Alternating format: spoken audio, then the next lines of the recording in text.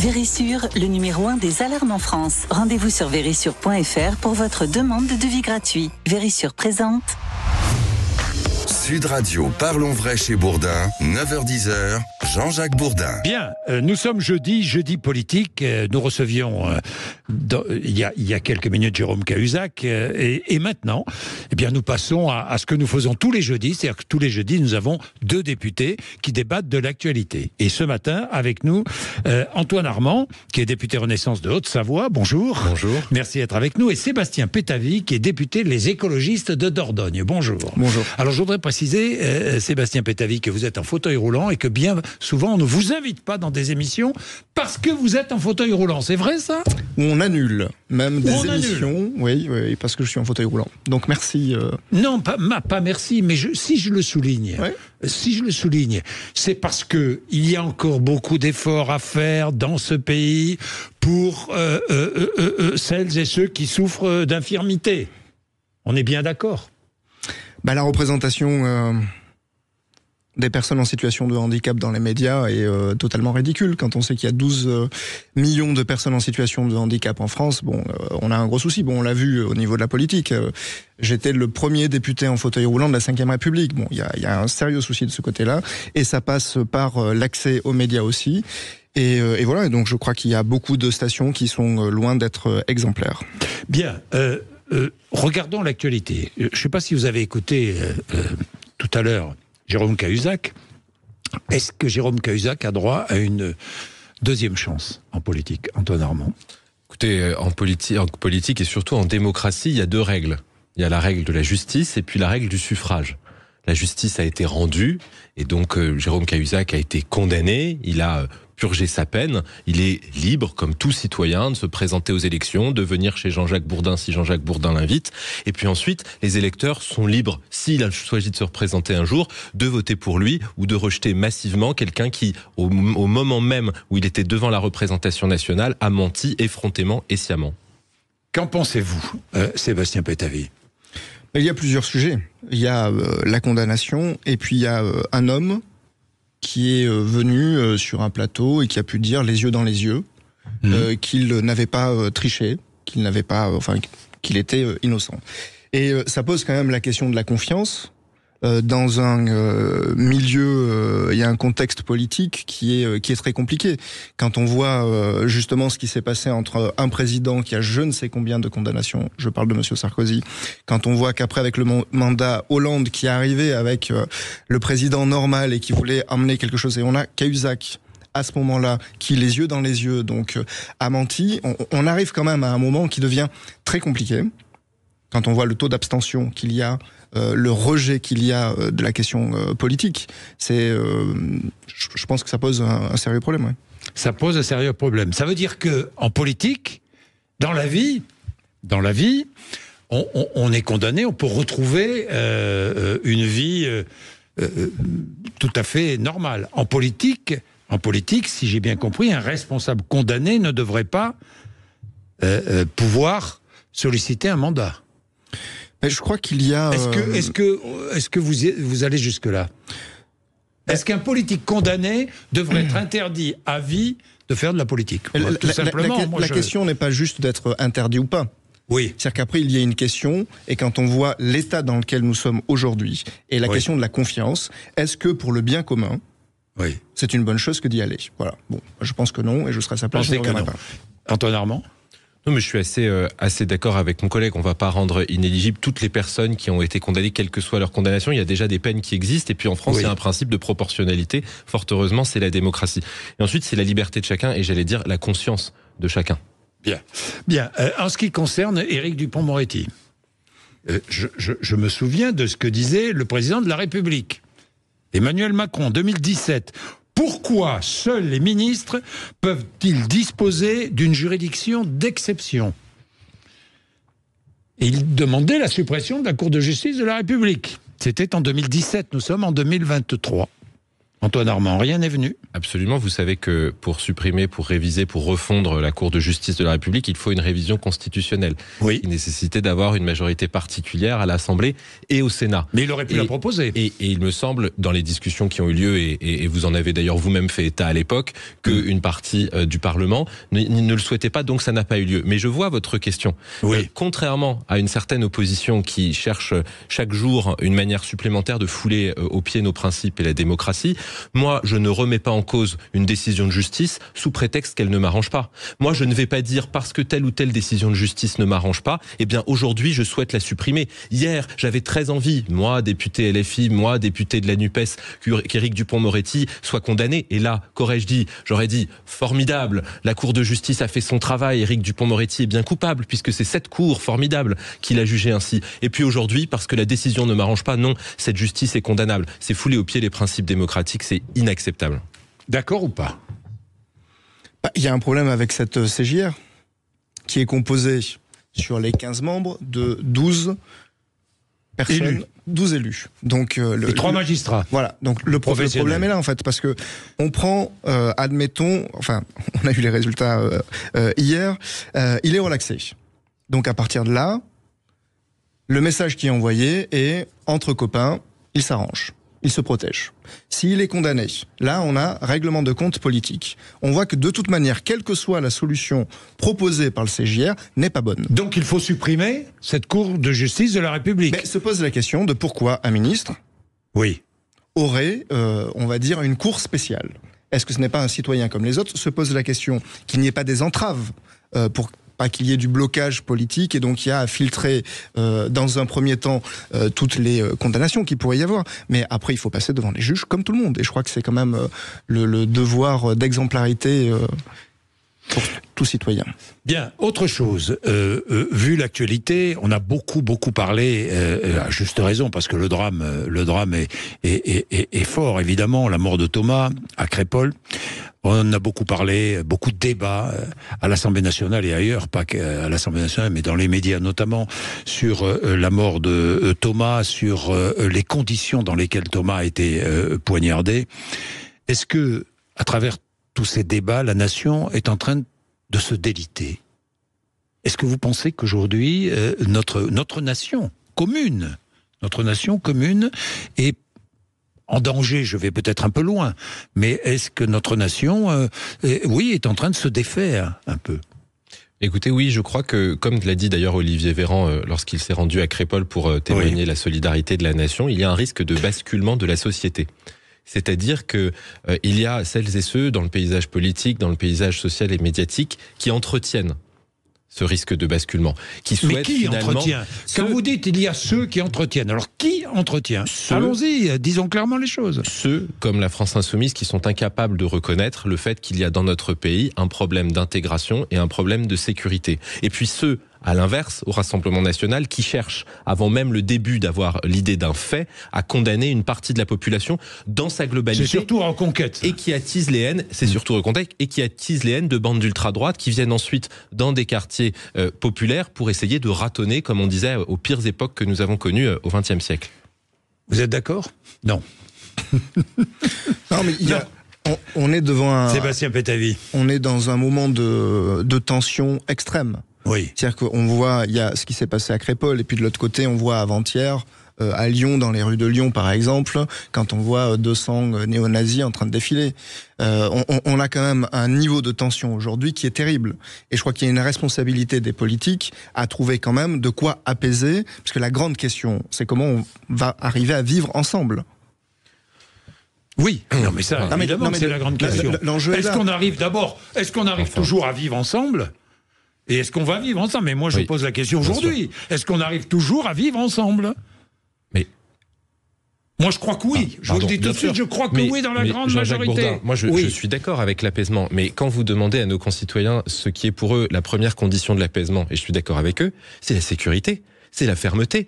C'est-à-dire que si on veut de l'apaisement, il faut avoir plus de moyens de police et de justice sur le terrain. Il faut avoir des condamnations plus rapides. Et c'est le sens à la fois de la loi que nous avons votée pour le ministère de l'Intérieur, que vous n'avez pas voté, si je ne m'abuse, et c'est le sens de la loi justice d'Éric Dupond-Moretti qui a permis d'augmenter les budgets historiquement de la justice. Pourquoi ne pas la voter, cette loi justice qui augmentait quand même les moyens de la justice? Sans précédent. Hein.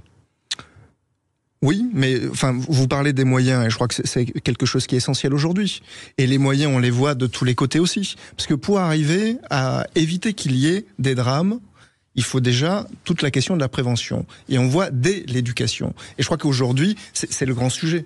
Quand on les voit moyens ne sont pas donnés mais les moyens, à la prévention. Les moyens, ils sont de tous les côtés, mais on le voit sur le domaine de la justice, mais on le voit sur la question de la santé. On est toujours dans du curatif ou derrière, mais il y a quand même un grand sujet. On parle pas de santé, monsieur Pétavy. On parle de ce qui s'est passé à Crépol, des bandes d'ultra-droite. C'est pas une question de santé. Sur l'éducation, moi je suis pas en désaccord avec vous. On a dédoublé les classes dans les zones populaires. Mais la question de Thomas, les gens qui sont venus poignarder Thomas à un bal de village, c'est pas une question de santé ou d'éducation. Je suis désolé, c'est une question de fermeté républicaine. C'est quand même une question d'éducation aussi. C'est totalement une question de responsabilité parentale. Mais là, aujourd'hui... Responsabilité parentale et puis d'ignorance. Mais aujourd'hui, le jeune de 20 ans... qui est accusé d'avoir poignardé Thomas, la réponse immédiate pour ce jeune, c'est pas l'éducation, la prévention et la santé, on est quand même d'accord. Mais évidemment. Non, mais évidemment, une fois que les choses sont arrivées, il y a le travail de la justice. Et c'est pas ce que je remets en question. Là, la grande question, c'est comment on fait pour vivre ensemble. Et je crois que ça se passe déjà dès la base. Oui. Bien. La question est là. 9h43, je vais parler de la COP28, parce que Sébastien Pétavy, ça vous concerne, hein, cette COP28 qui... non, ça ne nous concerne pas, ça nous concerne. Ça nous concerne, oui, pardon, oui, ça nous concerne, oui. Parce que si ça concerne que les écologistes, on aura un gros problème quand même. On est mal parti si ça concerne que les écologistes, mais non, évidemment que ça nous concerne tous. Ça nous concerne tous, cette COP28 qui est très discutée, puisqu'elle s'ouvre à Dubaï, aux Émirats Arabes Unis, temple du pétrole. À tout de suite, 9h43. Sud Radio, parlons vrai chez Bourdin, 9h-10h, Jean-Jacques Bourdin. Vérissure, le numéro 1 des alarmes en France. Rendez-vous sur vérissure.fr pour votre demande de devis gratuit. Vérissure présente. Sud Radio, parlons vrai chez Bourdin, 9h-10h, Jean-Jacques Bourdin. Il est 9h46, Antoine Armand, député Renaissance de Haute-Savoie, est avec nous, et Sébastien Pétavy, député Les Écologistes de Dordogne. COP28, à partir d'aujourd'hui, jusqu'au 12 décembre, à Dubaï, aux Émirats Arabes Unis. Le président est le sultan Al-Jaber, ministre de l'Industrie émirati et PDG de la première compagnie pétrolière et gazière émirati. Curieux, non, Sébastien Pétavy? C'est le paradoxe. Pourquoi pas remarquer? Mais pourquoi pas? Il sait de quoi il parle au moins. Ah, il sait de quoi il parle, oui. Il parle du pétrole. C'est le paradoxe, parce qu'en fait, l'enjeu de cette COP 28, c'est justement de pouvoir sortir des fossiles. Oui. Et dans l'endroit où on en fabrique le plus. Oui. Et bon, on a vu passer cette petite blague, mais c'est la réunion des alcooliques anonymes organisée par un caviste dans une cave. Oui. Voilà. Oui, mais au moins ils savent de quoi ils parlent. Ils savent de quoi ils parlent. Passer ce trait d'humour, il y a un enjeu considérable, parce que effectivement, comment, avec les lobbies du pétrole, avec toute l'industrie du pétrole, quand on sait qu'il va falloir diminuer en 2030 de moitié et en 2050 ne plus en avoir du tout. Ouais. Donc c'est quand même le grand jeu, et il faut arriver à embarquer tout le monde là-dedans. C'est l'objectif numéro 1 de cette COP28. Réduire l'utilisation des énergies fossiles, évidemment. Antoine Armand. Oui, mais mon collègue a tout dit. Embarquer tout le monde. Oui. C'est ce qui explique qu'on fait une COP, une conférence des parties, dans un pays qui n'a pas aujourd'hui décidé de réduire ses émissions de gaz à effet de serre, qui produit énormément d'énergie fossile, que par voie de conséquence, je le dis quand même, nous consommons. Nous, évidemment. En Europe, aux États-Unis, c'est pas. Nous consommons. Je veux dire, bon. Et notre travail, c'est pas de moraliser aujourd'hui. Notre travail, c'est un travail diplomatique de conviction. Parce qu'au fond, on est sur le même bateau, on est dans le même bateau, et tout ce qu'on peut gagner pour réduire le réchauffement climatique, ce sera ça de gagner. Et le travail de cette COP28, et c'est l'initiative notamment que le président de la République prend, c'est d'accélérer la sortie des énergies fossiles. Et Emmanuel Macron l'a annoncé, il va notamment prendre une initiative pour accélérer la sortie du charbon, qui est une des énergies fossiles qui pollue. Oui, mais évidemment, c'est plus facile pour nous, puisque le charbon, on l'utilise pas. Parce qu'on a des centrales nucléaires. Bon, et quelle est la position d'Emmanuel Macron sur l'Ouganda et le projet Total ? Bon, quand on voit ça, le G20... Non, mais ça, c'est vrai. Mais quand on voit le G20 qui a investi 1300 milliards sur justement les énergies fossiles, on a un gros souci parce qu'on se retrouve quand même avec aujourd'hui les pays développés qui sont ceux qui mettent le plus de moyens pour pouvoir justement décarboner, aujourd'hui investissent 1300 milliards sur les énergies fossiles. Donc en fait, on a un gros souci là-dedans. C'est vrai qu'on a un double discours quand même, non ? Non, mais pas du tout. Non, et je pense que vous passez à côté de l'enjeu diplomatique de la COP. Je pense que vous passez à côté de l'enjeu diplomatique. Ah non, mais Total, c'est pas la diplomatie. Si vous, Jean-Jacques Bourdin, président de la République française, vous allez à la COP et que la chose que vous dites et la chose que vous martelez, c'est dire à l'Ouganda ce qu'il doit consommer comme énergie, à l'Arabie Saoudite comment il doit faire et à la Chine à quel rythme il doit aller, est-ce que vous croyez franchement que vous allez ressortir avec un résultat ? Le travail d'Emmanuel Macron, la conviction d'Emmanuel Macron, c'est qu'on sorte de cette COP 28 avec un engagement supplémentaire. On va faire le bilan de ce qui s'est passé depuis 2015, depuis la COP 21 initiée par la France. Qu'est-ce qu'on va voir ? On va voir qu'on n'atteindra pas à ce stade nos objectifs de plus 1,5 degré, qu'on risque de ne même pas atteindre nos objectifs de 2 degrés. Donc concrètement, notre travail, c'est de convaincre nos partenaires d'accélérer dans leur planification écologique à eux. Nous en avons une. Nous avons une stratégie pour atteindre la neutralité carbone en 2050. Notre travail, c'est de les convaincre. C'est pas de prendre des positions théâtrales qui sont contraires à la souveraineté des États. Oui. Position théâtrale. Vous comprenez ? Non, mais je comprends, mais vous entendez, enfin, je parle du projet donc de Total en Ouganda. Ce que mon collègue est en train de dire, c'est que on va pas dire à l'Ouganda de moins consommer. Mais la question, c'est pas la consommation de l'Ouganda, parce que eux, en pétrole, en fait, leur impact carbone est beaucoup moindre que nous, ce que l'on peut faire. Donc en fait, la question, ce sont les projets aujourd'hui des pays développés.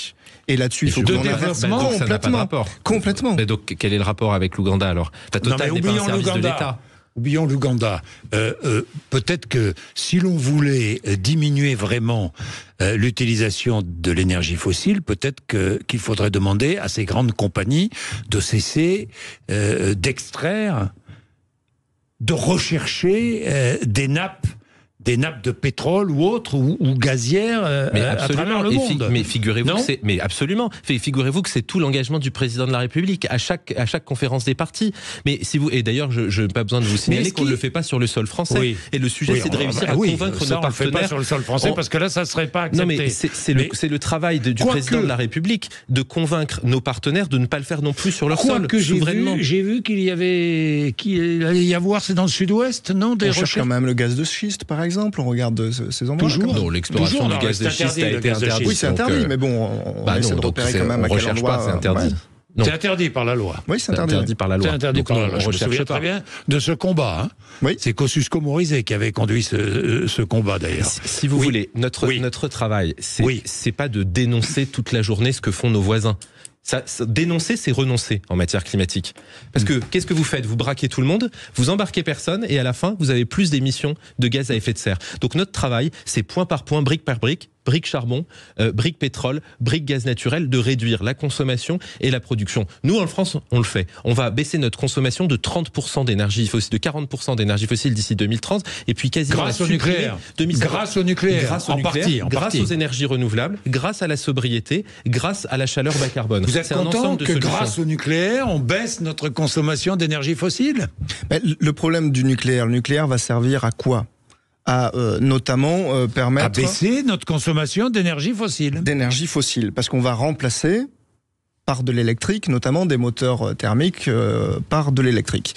Mais se pose la question, en fait, la grande question est notre consommation et notre société actuelle, qui s'est basée, qui s'est construite depuis les années 70, justement, sur la question du pétrole. Et aujourd'hui, on veut arriver à remplacer un modèle par un autre. Et on voit que ça ne peut pas fonctionner.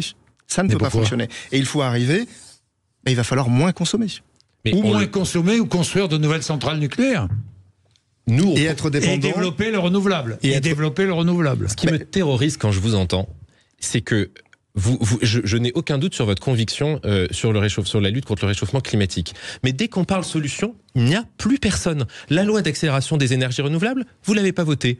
La loi d'accélération du nucléaire, vous avez voté contre. Aujourd'hui, on vous propose des solutions complémentaires, vous nous dites c'est pas ça l'objet, c'est un modèle de société. Enfin, il va falloir que vous nous aidiez à un moment si vous croyez vraiment à la lutte contre le réchauffement climatique. Qu'est-ce que vous avez proposé concrètement, législativement ces derniers temps qui a le même impact pour baisser les émissions carbone que ce qu'on a proposé proposé? Qui a fait le plan de sobriété l'hiver dernier? Qui a permis de baisser de 10% la consommation? C'est ce gouvernement. Qui a accéléré les énergies renouvelables et vous n'avez pas voté la loi? C'est ce gouvernement. Donc il y a un moment, si c'est si urgent que ça, et nous le croyons, il faut voter, il faut avancer. C'est insatisfaisant, c'est trop lent. Moi je suis d'accord avec vous, il faut accélérer. Mais de là à s'opposer systématiquement, vous êtes contre-productif. Contre-productif, c'est très bien, mais quand on voit sur la question des énergies, quand on vient couper un projet avec d'un côté le nucléaire, de l'autre côté les énergies renouvelables, parce qu'on sait très bien qu'on ne va pas trouver un accord, que vous n'allez pas trouver un accord si les deux sont ensemble, et la question était les énergies, on voit bien qu'il y a un sujet là-dessus. Donc c'est parce que c'est pas dans le même texte de loi que vous vous êtes opposé aux deux? Non, mais parce que, c'est quand même un peu étrange. parce que développer si c'est pour développer, diminuer l'autre, en fait, ça ne fonctionne pas. Non, c'est un projet de société qui fonctionne pas. Mais vous êtes contre foncièrement le nucléaire ou pas? Parce qu'il y a débat au sein des écologistes. Hein. Chez les écologistes, non. Non. Au sein de la NUPES, oui, il y a du débat. Au sein de la NUPES, oui. Oui, parce que les communistes sont pro-nucléaire. Oui. On le sait. Oui. Mais c'est même inscrit dans vos statuts que vous êtes contre le nucléaire. C'est difficile de faire pire. C'est dans vos statuts, il est inscrit que vous êtes contre le nucléaire, alors que c'est notre première source de production d'électricité bas carbone. Il y a quand même un moment, pour un parti qui s'appelle les écologistes, il va falloir nous expliquer longuement quelles sont vos priorités. Eh bien, la santé des gens. Ensuite, je crois que... Où est-ce qu'on récupère sur la santé des centrales nucléaires? Vous nous expliquez? On peut parler de Fukushima, on peut parler Combien de morts beaucoup d'endroits à Fukushima à cause de la radioactivité? 1. Non, pour l'instant. Peut-être qu'il y en aura à moyen terme. Oui. Quelles sont les conséquences sur les cancers, sur toutes les maladies? Je voudrais terminer sur les Jeux Olympiques 2030 dans les Alpes françaises. Sébastien Pétavy, vous n'êtes pas tout à fait d'accord? La grande question, vous les auriez accueillis, ces Jeux? La grande question en 2030, allons-nous avoir de la neige? C'est une grande question. Donc s'il n'y a pas de neige en 2030, comment va-t-on fabriquer de la neige? Bon, et là on a en fait toute la question. On a pu voir les derniers. Vous êtes opposé? Mais opposé. Moi je suis un sportif et j'aime la question du sport et l'idée des Jeux Olympiques et de pouvoir se réunir et que des pays puissent se rencontrer. Et c'est peut-être l'occasion aussi de faire avancer et la recherche et les solutions pour effectivement mieux lutter contre le climat des grandes zones.